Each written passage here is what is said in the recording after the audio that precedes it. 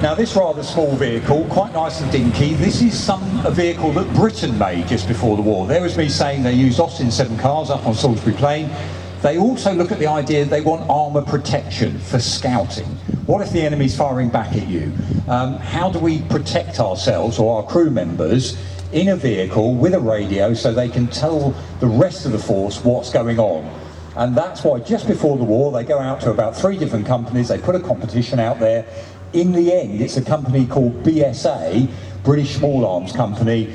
They win the competition with their design, but it's actually built by Daimler, the famous sports cars manufacturer.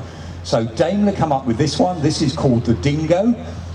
It's small, you can see that at the moment. That means you're harder to see, harder to hit on the battlefield. It's fast, about 55 miles an hour on the open road.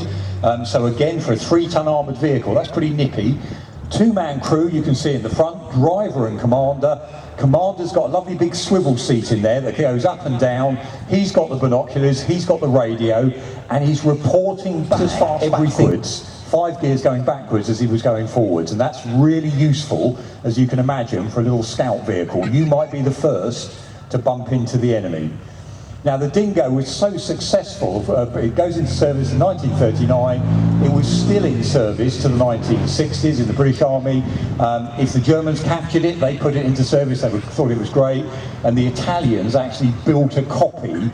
Literally, they measured it up, built their own copy and called it the Linz. It was their version of a Dingo, because they thought, most countries thought this was just perfect for its job. Small, swift, hard to see, nippy round the battlefield, it does its job to a T.